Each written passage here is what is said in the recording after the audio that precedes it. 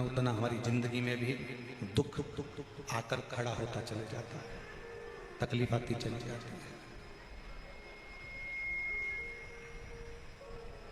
शिव कथा कर रही है, भगवान शंकर का चरित्र कर रहा है, शिव महापुराण की कथा कर रही है। एक मन से कोई पाप ना, दूसरा वचन से कोई पाप ना, ठीक है, वचन से कोई पाप ना।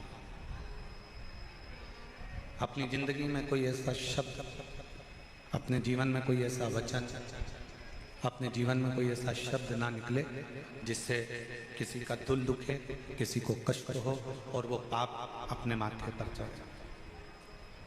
और तीसरे नंबर पर है कर्म, जिसके लिए हम पहले भी बार बार बोलते रहे हैं कि मत बुरे कर्म कर बंदे वरना बच जाएगा, भगवान की आंखों से तू बच नहीं पाएगा, तू बच नहीं पाएगा। अरे ओ अज्ञानी मत कर नादानी, अरे ओ अज्ञानी मत कर नादानी, तेरे कर्म का फल भी तू ही पाएगा, जैसा किया तूने तेरे आगे आएगा। मत बुरे कर्म कर बंदे वरना पछताएगा, भगवान की आंखों से तू बच नहीं पाएगा, तू बच नहीं पाएगा। ऐसा कर्म हम ना करें जिस कर्म के कारण हमको भोगना पड़े। कुछ अच्छा कर्म करते चलो। अब अच्छा कर्म कैसा है? नहीं है अपने पास में देने के लिए धन किसी को, तो क्या हम पाप कर रहे हैं? हमारे पास में नहीं है किसी को भोजन कराने के लिए अन्न, तो क्या हम पाप कर रहे हैं? हमारे पास में इतनी पूंजी भी नहीं है हम किसी को पानी पिला सकें, इतना भी हमारे पास में नहीं है, तो क्या हम पाप कर रहे हैं? आपके पास में अन्न नहीं है देने के लिए, आपके पास में धन नहीं है देने के लिए, आपके पास में जल नहीं है देने के लिए, नहीं है ना, कोई बात नहीं, पर इतना तो कर सकते हो कि कोई अगर भंडारा कर रहा है, कोई अगर भूखे को भोजन करा रहा है, कम से कम उसके लिए आसन तो बिछा सकते हो। आसन भी नहीं है तो अपने साड़ी के पल्लू से, अपने गमछे से जगह साफ तो कर सकते हो। इतना भी नहीं कर सकते तो भोजन कराने वाला व्यक्ति जब भोजन की बाल्टी लेकर चल रहा है, कम से कम आप उसको स्पर्श तो कर सकते हो, वो भी पुण्य तुम्हारे खाते में प्राप्त हो सकता है, वो पुण्य भी तुम्हारे खाते में आ सकता है। कल हम देख रहे थे लोग पानी की बोतल बांट रहे थे, बोतल चलती वहां से,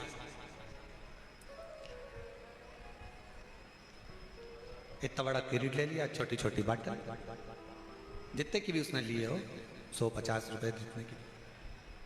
अब बोतल ली बिमला बाई ने, नहीं अपनी सामर्थ्य था, बिमला बाई ने बोतल तुमको दी, तुमने बोतल दूसरे को दी, दूसरे को तीसरे को दी, पुण्य सारा बिमला बाई के पास में है, पर तुम्हारा थोड़ा सा स्पर्श मात्र भी अगर किसी प्यासे की जिह्वा तक वो पानी को पहुंचा देता है तो वो पुण्य तुम्हारे खाते में भी जाता है, वो पुण्य तुम्हारे खाते में चले जाता है। और वो पुण्य कोई साधारण नहीं, वो पुण्य कोई साधारण नहीं, वो पुण्य। हम आप लोगों से एक बात कहें, कुबेरेश्वर धाम में आते हो ना, तो थोड़ी सेवा का क्रम धारण करा करो। कहीं कचरा पड़ा है उठाकर डस्टबिन में डाल दो। सुबह 10 बजे से भोजन भंडारा चालू होता है। आज भंडारा भोजन किया था, जम के तो बोलो, करा था, क्या क्या बना था? रोटी, छोला पनीर की सब्जी, गुलाब जामुन, नुक्ती, मिक्सचर, खिचड़ी। ठीक है। 10 बजे भोजन चालू होता है, 3:30-4 बजे तक, जब तक लाइन खत्म नहीं हो जाती, लगातार जितने भी भक्त हों, 50,000, 60,000, 70,000, वो सब अंदर जाकर भोजन नहीं कर लेते, तब तक भोजन का बर्तन साफ नहीं होता। बर्तन को तब साफ किया जाता है जब आखिरी का व्यक्ति भोजन कर ले।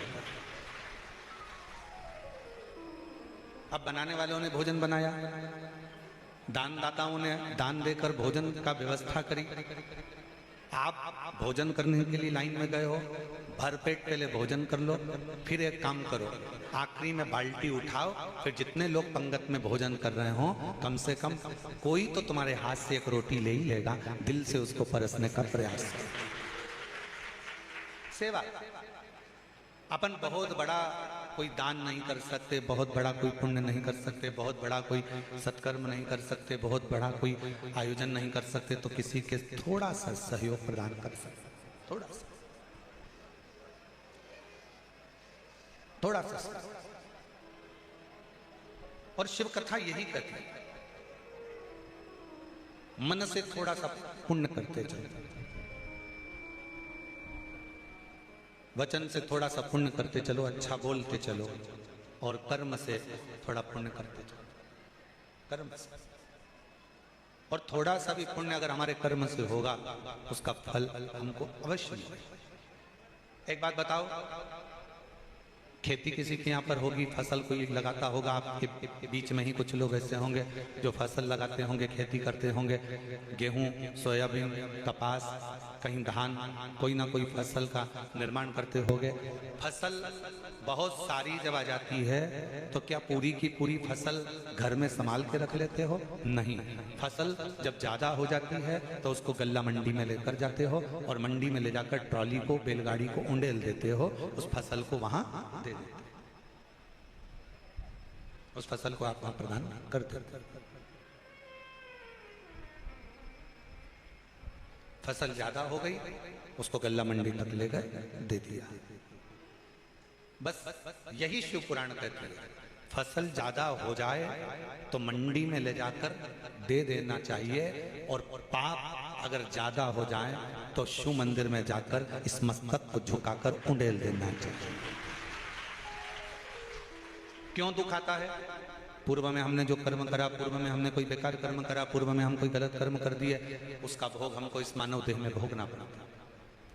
अगर तुम चींटी बनकर पैदा हुए और इस कर्म को भोगोगे तो कोई तुमको कष्ट होगा तो तुम्हारा अंदाजा नहीं होगा, पर मनुष्य देह में जब पूर्व का किया हुआ कर्म का भोग हमको भोगना पड़ता है, तो हमारे इस मानव देह में हमको मालूम पड़ता है कि कोई पूर्व का कर्म हम बेकार कर दिया, कोई पूर्व का कर्म हमने बेकार कर लिया। इसलिए फिर निवेदन है कि मत बुरे कर्म कर बंदे, वरना पछताएगा, भगवान की आंखों से तू बच नहीं पाएगा, तू बच नहीं पाएगा। अरे ओ अज्ञानी मत कर नादानी, अरे ओ अज्ञानी मत कर नादानी, तेरे कर्म का फल भी तू ही पाएगा, जैसा किया तूने तेरे आगे आएगा। मत बुरे कर्म कर बंदे, वरना पछताएगा, भगवान की आंखों से तू बच नहीं पाएगा, तू बच नहीं पाएगा। उस परमात्मा के प्रति जागरूकता उत्पन्न करिए, उस परमात्मा के प्रति भाव उत्पन्न करिए, उस परमात्मा के प्रति अपना समर्पण उत्पन्न करिए। और जब तक ये समर्पण नहीं है, तब तक शिव मिलना बहुत मुश्किल है। शंकर भगवान को पाने के लिए तुम्हारा पूर्ण समर्पण बहुत जरूरी है, बहुत। फोन पर बात कर रहे हो, मोबाइल पर बात कर रहे हो, बात कर रहे हो पत्नी से, बात कर रही हो पति से, फोन पर समझ में आ जाता है कि मेरे पति का दिल मेरे से बात करने में नहीं लग रहा, फोन पर समझ में आ जाता है कि मेरी पत्नी मुझसे सही तरह से बात नहीं कर रही। बोलो सही है कि गलत है? एक बहन भाई को फोन लगावे मायके में और भाई अगर अच्छे से बात ना करे तो बहन को समझ में आ जाता है कि भैया का दिल नहीं है बात करना। भाभी से बात करे, भाभी का दिल नहीं है बात करना। एक माता पिता अपने बच्चों से बात करते हैं, विदेश फोन लगाते हैं और बच्चा अच्छे से बात नहीं करता तो माँ बाप को समझ में आ जाता है कि मेरा बच्चा अच्छे से बात नहीं करता। अब जरा विचार करो, केवल फोन पर बात करने से तुमको समझ में आ जाता है कि मेरे परिवार के लोग मुझसे अच्छे से बात नहीं कर रहे, तो तुम क्या करते हो फिर? उससे बात करते रहते हो क्या? नहीं, इतनी देर में तुम अच्छा ठीक है मैं अब रख रही हूँ, तुम्हारा मन नहीं हो रहा ना तो अब मैं रख रही। तेरा दिल नहीं है ना मुझसे बात करने का तो मैं रख रहा।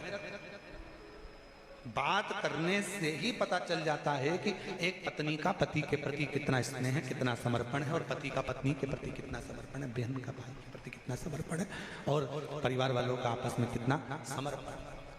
केवल बात के करने पर ही मालूम पड़ जाता है। उसी तरह भगवान शंकर के चरणों के प्रति आपका कितना समर्पण है, ये शिव महापुराण की कथा में जब आप बैठते हो, दिल लगाते हो, हृदय से कथा का रस तत्व ग्रहण करते हो, तब समझ में आ जाता है कि तुम्हारा भगवान के प्रति समर्पण कितना है, तुम्हारा शिव के प्रति समर्पण भाव कितना समर्पण।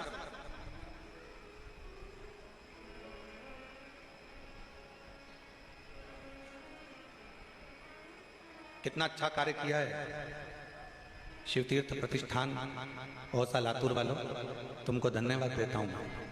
आप लोगों को बहुत बहुत धन्यवाद। नहीं तो कथा कैंसिल होती है और कथा लोगों को फिर सुनने को नहीं मिल पाती, पर औसा लातूर वालों ने इस कथा को ऑनलाइन कराकर संपूर्ण औसा लातूर का आज गौरव बढ़ाया है कि हमारे लातूर वालों ने इस कथा को ऑनलाइन कराया। लोग अपने घर में बैठकर श्रवण कर, ऑनलाइन श्रवण कर। अब वो तो तुम शंकर भगवान के बिगड़े हुए बच्चे हो, तुम ऑनलाइन की जगह ऑफलाइन बैठे हो है? तो ये तो शिव जी भी सोचते होंगे इतना धूप पड़ रहा है, इतनी गर्मी है, ऑनलाइन के चक्कर में महाराज ने टेंट नहीं लगवाया क्योंकि ऑनलाइन थी। अब इसमें अगर टेंट लगवा देते, हम तो कहेंगे ऑफलाइन कथा वो गुरु पूर्णिमा के समय पर 5 दिन की शिव महापुराण की कथा जो गुरु पूर्णिमा महोत्सव पर होगी वो ऑफलाइन है, उसमें आओ। पर आप लोगों का प्रेम इतना है कि वो भले धूप पड़ रही हो, गर्मी पड़ रही हो, फिर भी लोग धूप में बैठकर, जमीन पर कोई फर्श नहीं है वहां बैठकर बाबा की कथा का रस तत्व ग्रहण कर रहे हैं। कई लोग आम के पेड़ के नीचे 4 दिन से एक जैसे पड़े हुए हैं और कथा का रस तत्व ग्रहण कर रहे हैं। ये शिव की भक्ति है। समर्पण कितना है, आप कितना समर्पित है भगवान के प्रति, आपका समर्पण कितना है, शिव के प्रति आपका समर्पण का भाव कितना है, यह आपके ऊपर निर्भर करता है। यह आपके ऊपर निर्भर करता है कि आप कितना समर्पण रखते हैं। और कुछ मत दो शिव जी को, तुम्हारे पास में कुछ नहीं है देने के लिए, कुछ मत। मन से भजन, वचन से भजन कर और भगवान के मंदिर में सेवा कर कर, अच्छा कर्म कर कर भगवान की विरल भक्ति को धारण कर। क्या देगा ये वो जानता है, क्या प्रदान करेगा ये वो जानता है। केवल उसकी अविरल भक्ति आपको बल भी देगी, शक्ति भी देगी, और जो उसको देना होगा वो देगी। हर हर महादेव। उसकी भक्ति शक्ति। हमारे बीच में फरुखाबाद वाले भैया बैठे हुए हैं। दिल्ली में जब कथा थी, मैं आपको बहुत बहुत धन्यवाद देता हूँ, बहुत बहुत साधुवाद देता हूँ। आप फरुखाबाद से आए, क्या नाम है? शुभम सिंह राठौर, जमुनापुर, फरुखाबाद, उत्तर प्रदेश से आए। एक बार इनके लिए जोरदार ताली बजाएं। बहुत तकलीफ में थे, 5 साल इतनी तकलीफ, पूर्व से बहुत तकलीफ की जिंदगी जी रहे थे। 4 साल से बाबा से जुड़े, कुबरेश्वर धाम आए पहली बार, बाबा की कथा का रसतत्व ग्रहण किया, बाबा के मंदिर प्रांगण की सेवा करी, जो बन सका वो सेवा में लगे, कहीं भोजन भंडारे की सेवा हो, कहीं पानी की व्यवस्था हो, कहीं रोते हुए आया। और 4 साल में आज भगवान शिव ने ऐसा हाथ पकड़ा कि 1 ट्रक भरकर पानी, चिप्स, कुरकुरे, बिस्कुट लेकर दिल्ली पहुंचा था। और इससे पहले भी जितनी जितनी कथा हुई, सारी कथाओं में 1-1 ट्रक आइसर की गाड़ी भर भर कर लेकर हर कथा में पहुंच जाता। और आज सीहोर की कथा में भी 1 आइसर ट्रक भरकर तरबूज, मूंगफली का दाना और मक्का सब लेकर यहाँ पहुंचा। एक बार मैं साधु मैं बुलाऊंगा, एक बार जोरदार ताली बजाकर स्वागत करिए। शिव शिव। और तेरी कृपा बिना एक भी अणु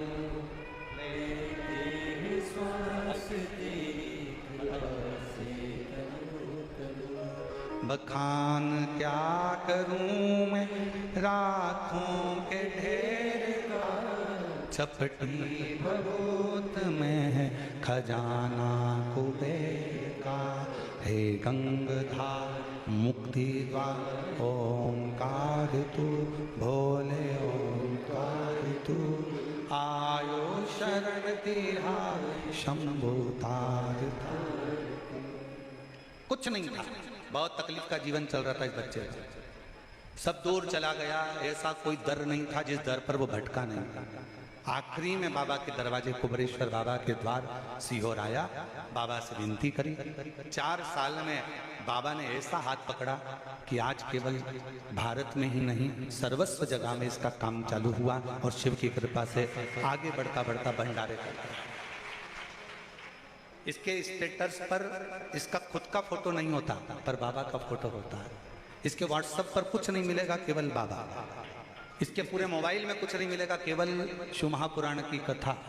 और इसके मोबाइल में कुछ नहीं मिलेगा, केवल बाबा की छोटी छोटी जो क्लिप यहाँ से जाती है वो इसके मोबाइल में रहती है, उसको सुनता है, अपना व्यापार करता है, वेयर हाउस ये वो सब बाबा की कृपा से बाबा चलाता है और बाबा करने वाला है।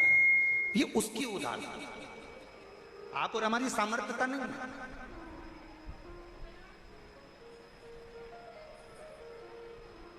आप उसके आश्रित होकर आए। कितना सुंदर कहा है।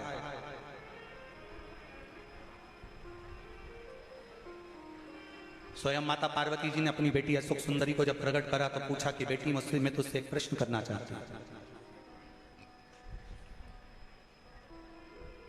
मैं तुझसे एक प्रश्न करना चाहता हूं। बेटी अशोक सुंदरी ने पूछा, मां कौन सा प्रश्न है? बेटी मेरा प्रश्न यह है, पुण्य कैसा होना चाहिए? कौन सा पुण्य हो, पुण्य कैसा हो जो संसार के लोगों को करना चाहिए?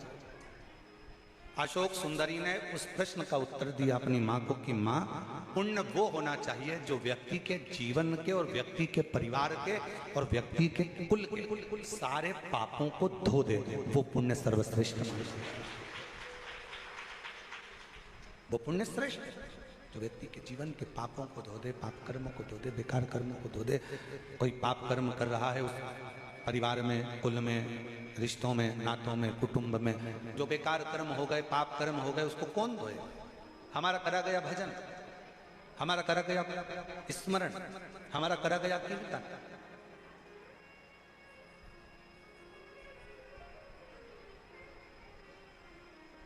हमारे बेकार कर्मों को धो देता है। इसलिए कहते हैं कि हमेशा याद रखो, आप कोई काम अगर अच्छा करना चाहते हो तो उस काम को लगनता से करते हुए, उस कर्म को श्रेष्ठता से करते हुए, आपको अगर भजन करना है तो कोई भजन वाले का संग पकड़ो, आपको नौकरी करना है तो कोई नौकरी वाला व्यक्ति हो, उससे थोड़ा सजेशन लेकर, उससे थोड़ी राय लेकर अच्छी अच्छी अप्लाई करते रहो। आपको अच्छा व्यापार करना है, व्यापार करना है तो कोई अच्छे व्यापारी का संग पकड़कर उससे थोड़ा सीख लेकर व्यापार में आगे बढ़ो। और यदि कोई हमारे लेवल का मिले ही ना तो फिर छोड़ो, भगवान की अविरल भक्ति करो। महाराज कपड़े अगर तंग करें तो समझ लेना कि कपड़े तुम्हारे साइज के नहीं है। जूते अगर तंग करें तो जूते तुम्हारे साइज के, जम के बोलो जरा, नहीं। तुम्हारे दोस्त तुम्हें तंग करे तो समझ लेना वो दोस्त भी तुम्हारे साइज के नहीं है। तुम्हारे रिश्तेदार तुम्हें तंग करें तो समझ लेना कि तुम्हारे रिश्तेदार भी तुम्हारी साइज के नहीं है। मतलब बहुत ऊंचे हो गए, वो हो सकता है हम नीचे रह गए, वो हमको नीचा दिखाने का प्रयास कर रहे हैं, वो हमें ताना दे रहे हो, वो हमें गालियां दे रहे हो, वो हमें अपशब्द कर रहे हो, वो हमें आड़ा टेढ़ा बोल रहे हो।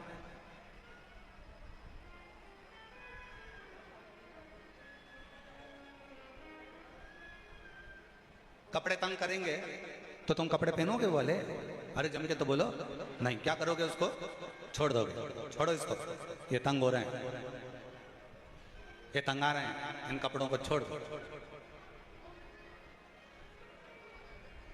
और जूते अगर तंगा रहे हैं, बहुत तंग दे रहे हैं, बहुत कष्ट दे रहे हैं, बहुत कष्ट दे रहे हैं, तुम फिर भी पहन कर चलते जाओगे तो पाँव में छाले पड़ जाएंगे, कहीं घाव हो जाएगा, कहीं तकलीफ आ जाएगी, तो जूतों को भी तुम्हें छोड़ना पड़ेगा।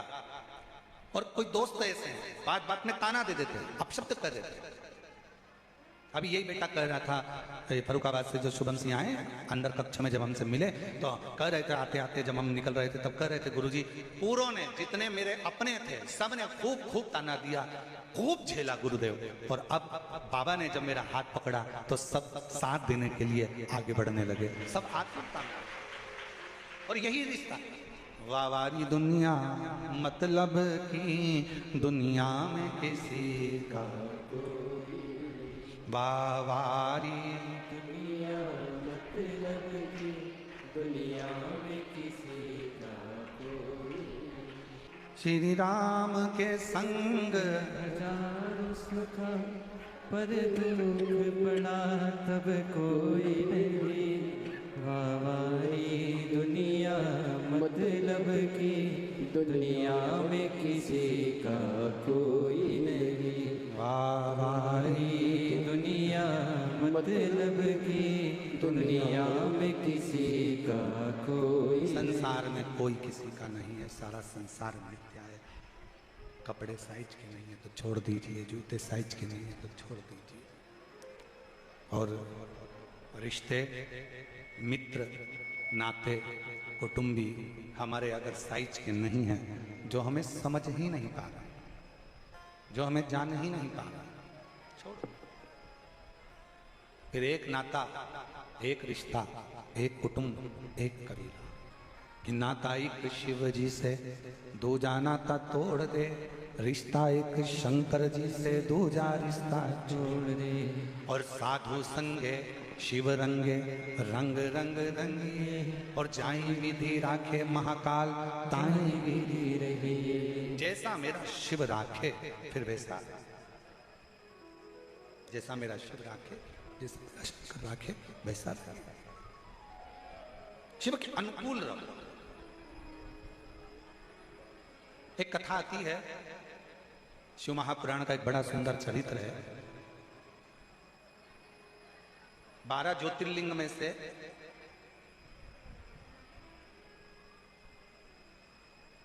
श्री सेलम का वर्णन किया। श्री सेलम का वर्णन किया।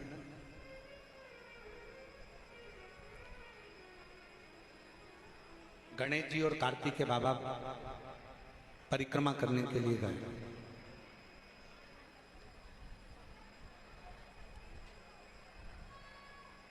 और गणेश जी और कार्तिकेय बाबा जब परिक्रमा करने के लिए गए, कार्तिकेय जी ने अपने माता पिता का कहना मानकर संपूर्ण परिक्रमा करी, और गणेश जी ने भी माता पिता का कहना माना, और माता पिता में संपूर्ण ब्रह्मांड देखा तो उन्होंने माता पिता की परिक्रमा की।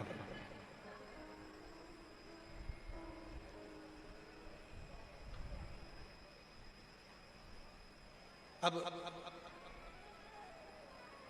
प्रथम गिनती में श्री गणेश जी महाराज को गिनवा दिया। रुष्ट हो गए कार्तिकेय बाबा, और रुष्ट होकर कार्तिकेय जी एक वन में चले गए।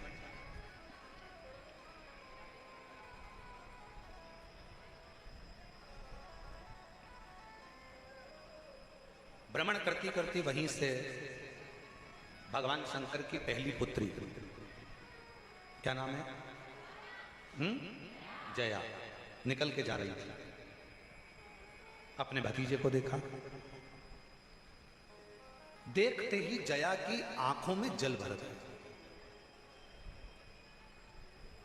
नेत्रों से जल बहने लगा कि मेरे भतीजे की दशा और ये वन में भ्रमण।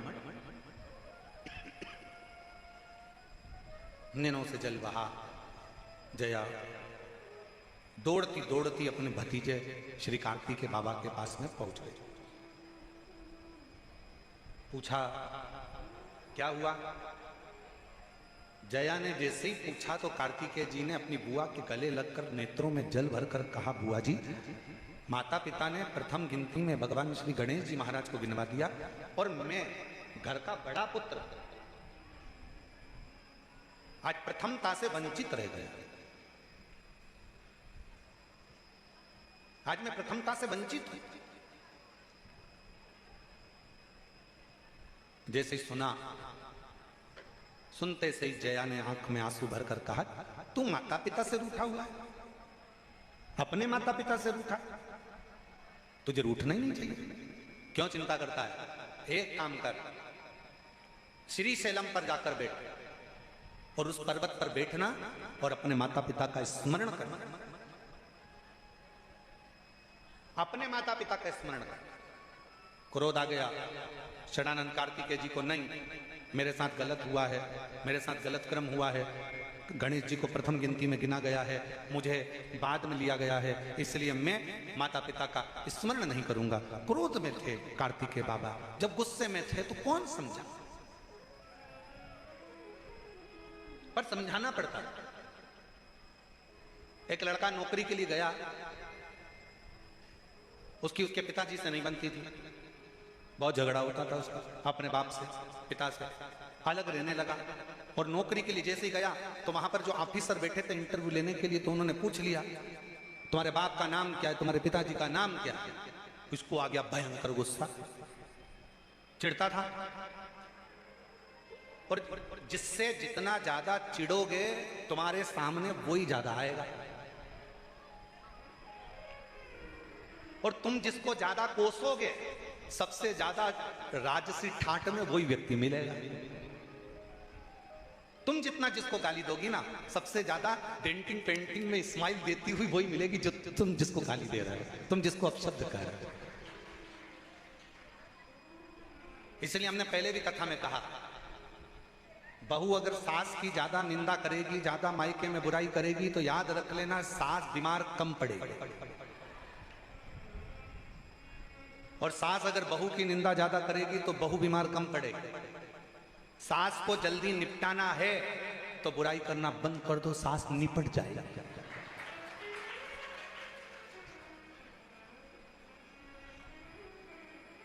सास निपट जाएगा। उषा भाभी ध्यान से सुनिएगा कथा जरा, अब तुम्हारी दो बहुएं आ गई है हो। तुम जितना जिसको कोसोगे वो उतना सुखी होता चले जाएगा। अब वो लड़का इंटरव्यू देने गया और उसको उस इंटरव्यू में भी पूछा क्या गया, सबसे पहले तुम्हारे बाप का नाम क्या है, तुम्हारे पिताजी का नाम क्या है? इसको आ गया गुस्सा, ये अपने पिताजी का नाम भी नहीं लेना चाहता था गुस्से में। इसने उठाया एक पन्ना, कागज का एक पन्ना, और लाल कलर का पेन उठाया और उस पर हर कुछ लिख दिया और लिखकर इंटरव्यू लेने वाले को दे दिया। इंटरव्यू वाले ने पूछा ये क्या है? मेरे बाप का नाम। तो इसमें कैसे मालूम पड़ेगा कि तुम्हारे बाप का क्या नाम है? तो क्या पन्ना लाल, पन्ने पर लाल अक्षर से लिख दिया तो पन्ना लाल। इंटरव्यू वाले को समझ में आ गया कि ये अपने पिता से देर रखता, समझाया। बहुत शिव महापुराण की कथा कहती है, अगर घर तोड़ने वाले संसार में ढेर मिल जाएंगे, घर जोड़ने वाले कम मिलेंगे। और अगर संसार में एक भी तुम्हारा घर जोड़ने वाला मिल जाए तो समझ लेना स्वयं शंकर ने तुम्हारे ऊपर कृपा करी है, करुणा करी है, दया स्वयं। आप उसको भजो तो।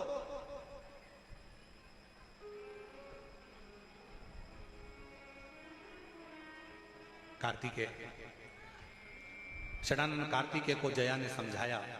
बुआ समझा रही है, जया समझा रही है, क्यों रुष्ट होते हो, क्यों चिंता करते हो, अपने माता पिता का स्मरण करो, अपने माता पिता का स्मरण करिए।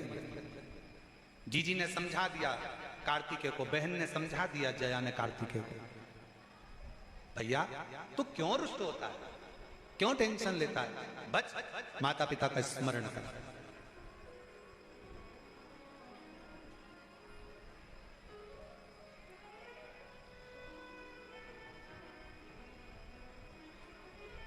सब में अंतर होता है।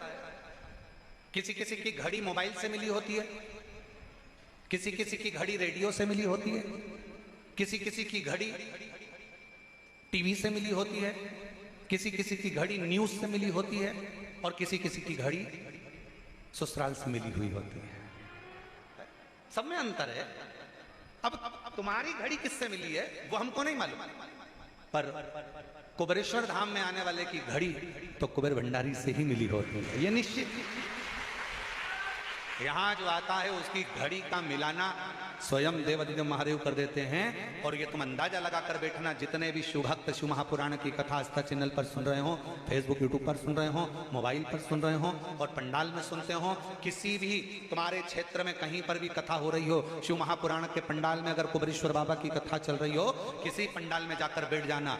कब तुम सुबेरे 9-10 बजे के पंडाल में बैठे कथा का इंतजार करते करते कब 2 बजे कथा चालू होती है, 5 बजे कब कथा पूर्ण हो जाती है तुम्हें नहीं मालूम पड़ पाता, और आखिरी में तुम सोचते इतनी जल्दी हो गई, क्योंकि वो घड़ी कुबेर भंडारी से मिली और किसी से ना मिले, बस उससे मिल जाए, उससे।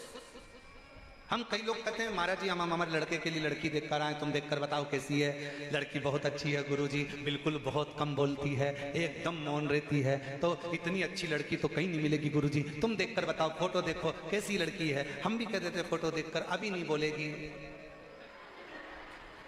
जब वो बोलेगी तो तू महाराज ढूंढती फिरेगी, फिर कहीं कहीं कहीं इधर उधर जाके बोलेगी माताजी पिताजी कुछ ऐसा कर दो, मेरी बहू बहुत बोलती है। और जिनके जो माताजी है ना उनसे पूछो, वो तो खुद बेचारी दूसरे के पास जाकर करेगी मेरी बहू को चुप करा। कौन कहे? ए भाई, शिव महापुराण की कथा कहती है, भगवान शंकर का चरित्र कहता है, शिव तत्व कहता है, शिव पुराण कहती है, भगवान शंकर की कथा कहती है। अपनी जिंदगी के सारे दुख, सारा समय, सारा दर्द, सारा कष्ट, जो भी कुछ तकलीफें हैं, जो भी कुछ अपने जीवन में चल रहा है, वो सब भगवान के भरोसे पर छोड़ दो, शिव के आश्रित होकर छोड़ दो, शंकर उसको संभाल ले। हम तो बाबा के भरोसे चलते हैं, हम तो बाबा के भरोसे चलते हैं, ये दुनिया वाले चलते हैं, ये दुनिया वाले चलते हैं, हम तो बाबा के भरोसे चलते हैं, हम तो बाबा के भरोसे चलते हैं।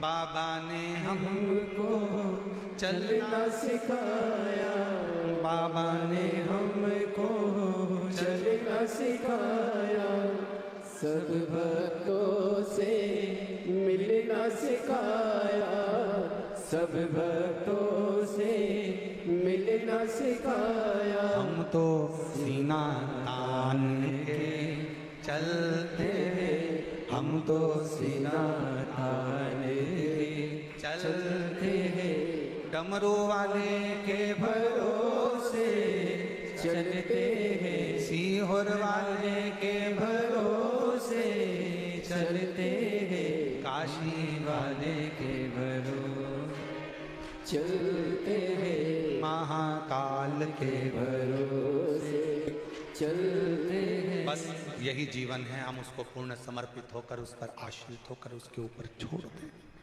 सब कुछ छोड़ दो उसके ऊपर।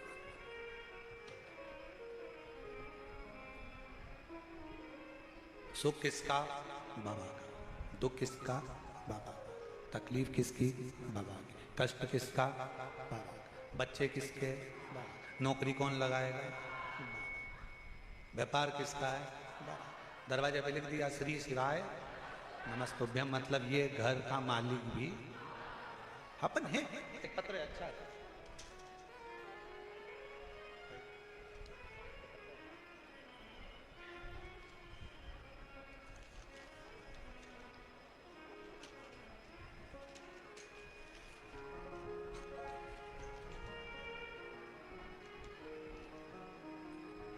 मेरा नाम मेघा चंद्रावत है। मेघा चंद्रावत कहीं बैठी हो तो पीछे वाले रास्ते से आ सकती हूँ। मेघा चंद्रावत, ग्राम गोठड़ा, तहसील नलखेड़ा, जिला आगर मालवा, मध्य प्रदेश की रहने वाली हूँ। बाबा की कृपा का, दया का क्या बखान करूँ गुरुदेव। मेरे भैया जो पिछले 4 साल से इंडियन आर्मी की तैयारी कर रहे थे, हर बार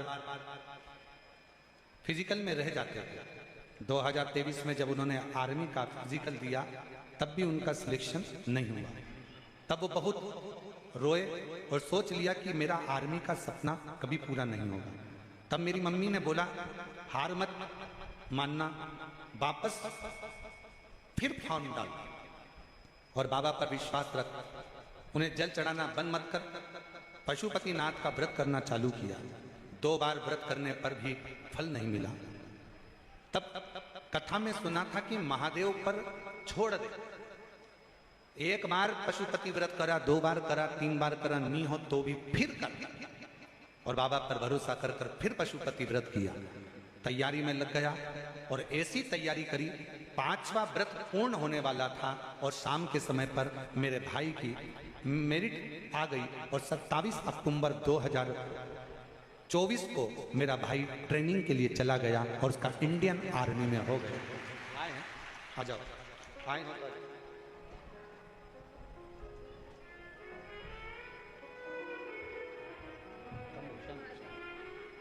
एक भाई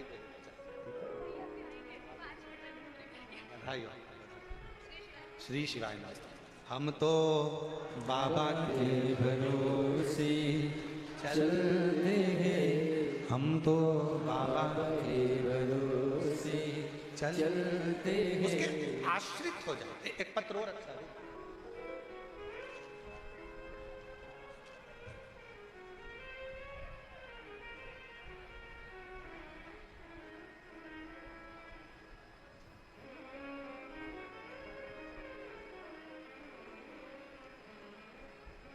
सुलोचना पति बसंत कुमार, दिल्ली,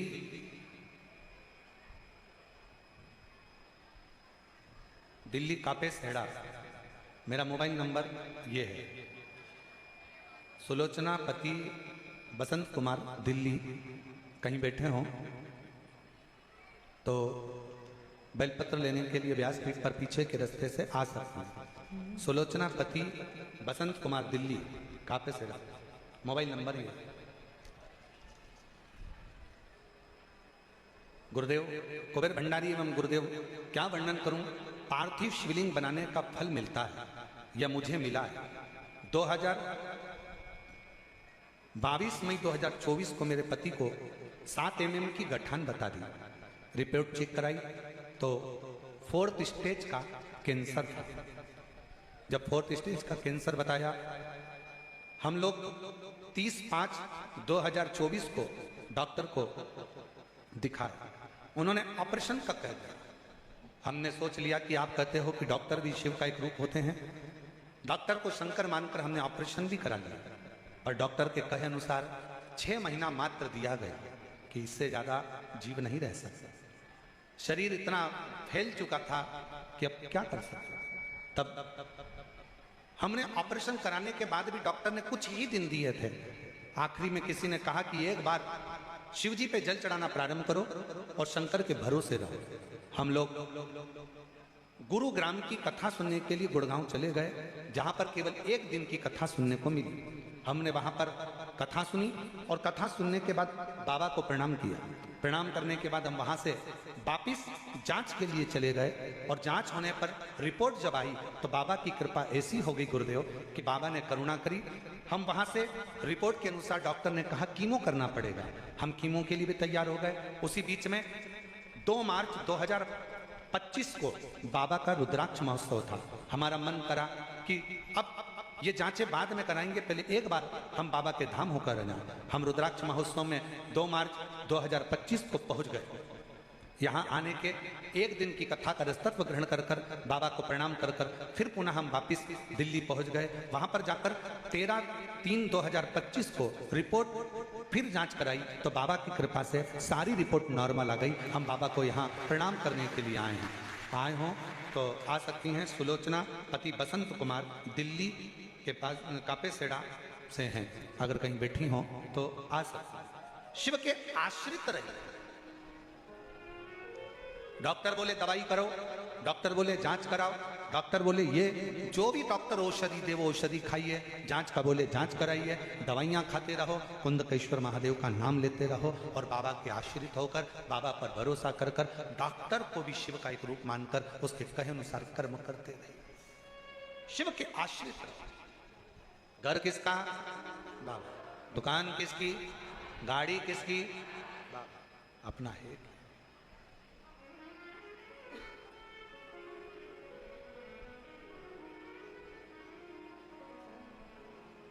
हम तो बाबा के भरोसे चलते हैं, हम तो बाबा के भरोसे चलते हैं। ये दुनिया वाले जलते हैं, ये दुनिया वाले जलते हैं। हम तो बाबा के भरोसे चलते हैं, हम तो बाबा के के भरोसे चलते हैं। हम उसके आश्रित हो जाए।